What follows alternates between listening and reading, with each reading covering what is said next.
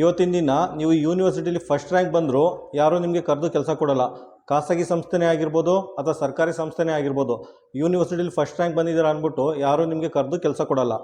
ನೋಡಿ, ಇವತ್ತಿನ ದಿನ ಕೆಲಸ ಬೇಕು ಅಂದರೆ ಪ್ರತಿಯೊಂದಕ್ಕೂ ಕಾಂಪಿಟೇಟಿವ್ ಎಕ್ಸಾಮ್ ಬರೀಲೇಬೇಕು. ಅದು ಪ್ರೈವೇಟ್ ಕಂಪ್ನಿನಾರು ಆಗಿರ್ಬೋದು ಅಥವಾ ಸರ್ಕಾರಿ ಸಂಸ್ಥೆನೇ ಆಗಿರ್ಬೋದು, ಬೇರೆ ದಾರಿನೇ ಇಲ್ಲ. ಪ್ರತಿಯೊಂದಕ್ಕೂ ಕಾಂಪಿಟೇಟಿವ್ ಎಕ್ಸಾಮ್ ಬರೀಲೇಬೇಕು. ಆದ್ದರಿಂದ ವಿದ್ಯಾರ್ಥಿಗಳು ಡಿಗ್ರಿ ಓದ್ತಾ ಇರಬೇಕಾದ್ರೆ ಕಾಂಪಿಟೇಟಿವ್ ಎಕ್ಸಾಮ್ಗೆ ಜೊತೆಲೇ ರೆಡಿ ಆಗ್ತಾ ಇರಬೇಕು. ಯಾವ ರೀತಿ ರೆಡಿ ಆಗ್ತೀರಾ, ಯಾವ ರೀತಿ ಪ್ರಿಪೇರ್ ಆಗ್ತೀರಾ, ಇದಕ್ಕೆಲ್ಲ ಮಾಹಿತಿ ಯಾರು ಕೊಡ್ತಾರೆ? ಇದ್ರ ಬಗ್ಗೆ ಹೆಚ್ಚಿನ ಮಾಹಿತಿ ಬೇಕು ಅಂದರೆ ಸೆಪ್ಟೆಂಬರ್ 19ನೇ ತಾರೀಕು ಇದೇ ಗುರುವಾರ ಬೆಳಿಗ್ಗೆ 9:30 ಗಂಟೆಗೆ ಮಂಡ್ಯದ ಸುಭಾಷ್ ನಗರದಲ್ಲಿರುವ ಶಿವನಂಜಪ್ಪ ಪಾರ್ಕ್ ಪಕ್ಕ ಇರೋ ಅಂಬೇಡ್ಕರ್ ಭವನದಲ್ಲಿ IAS ವರ್ಕ್ಶಾಪ್ ಇದೆ. ಆದ್ದರಿಂದ ಅವತ್ತು ನಡೆಯೋ UPSC KPSC ವರ್ಕ್ಶಾಪ್ಗೆ ಕರ್ನಾಟಕದ ಪ್ರಖ್ಯಾತ UPSC KPSC ಪರೀಕ್ಷಾ ತರಬೇತುದಾರ ವಿನಯ್ ಕುಮಾರ್ GB ಅವರು ಬರ್ತಾ ಇದ್ದಾರೆ.